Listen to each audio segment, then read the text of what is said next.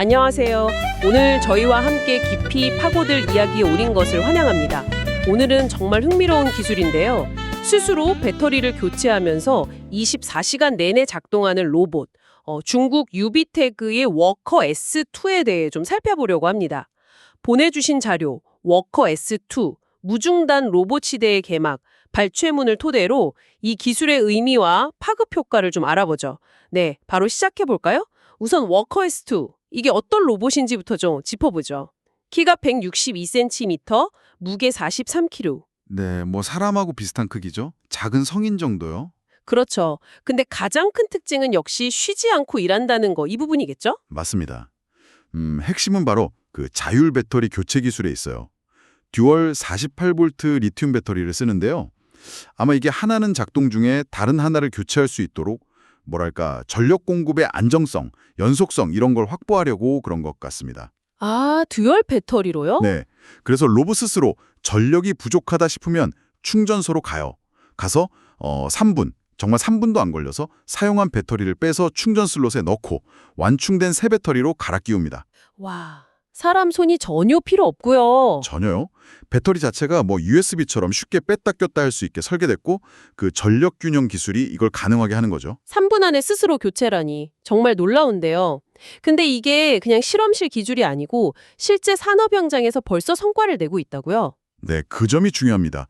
사실 이전 모델 워커 S 시리즈의 S1 모델이 중국의 BYD, 지리, 니오 같은 주요 자동차 공장에서 이미 시범 운영이 됐어요. 아, 자동차 공장에서요? 네, 결과가 상당히 인상적인데 특정 분류 작업에서는 효율성이 120%나 향상됐다고 하고요. 관련 인건비는 무려 65%나 절감됐다고 합니다.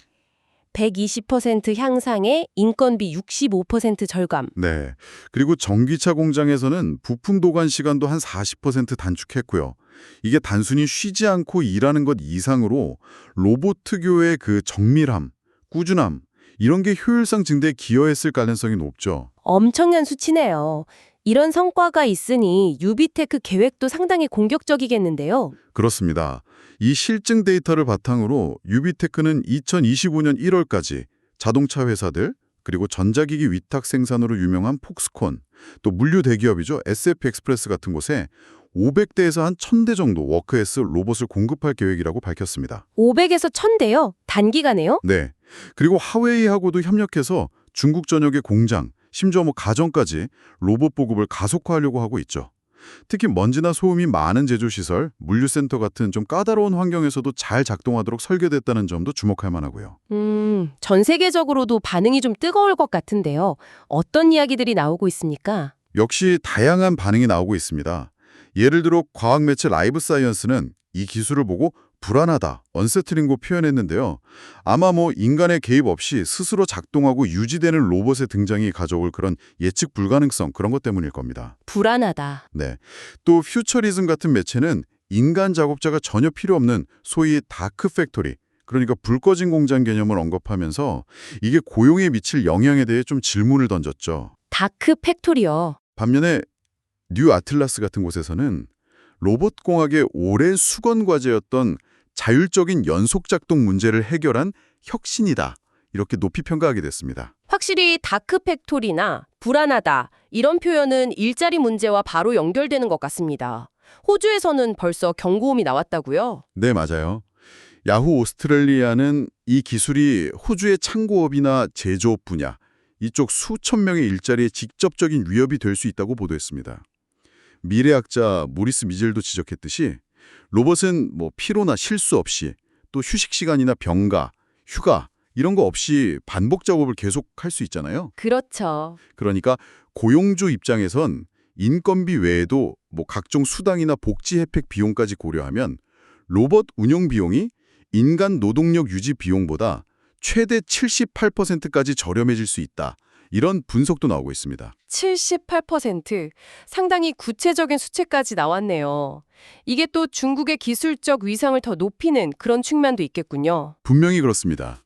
워커 S2는 중국의 로봇 기술 리더십을 보여주는 좀 상징적인 사례라고 할 수 있죠.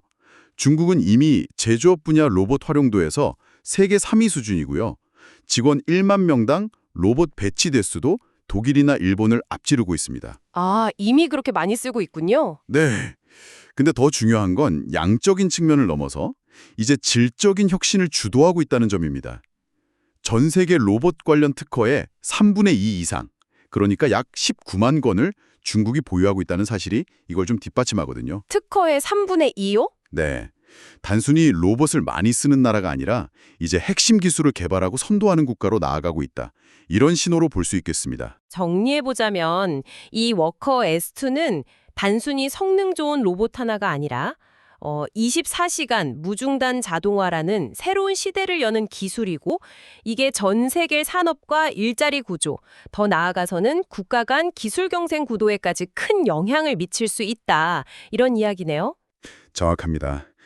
생산성 혁신이라는 밝은 면도 있지만 동시에 일자리 전환 문제라든지 또 인간과 로봇이 어떻게 공존할 것인가 하는 그런 방식들, 우리가 풀어야 할 사회적 과제도 함께 안겨주고 있는 거죠.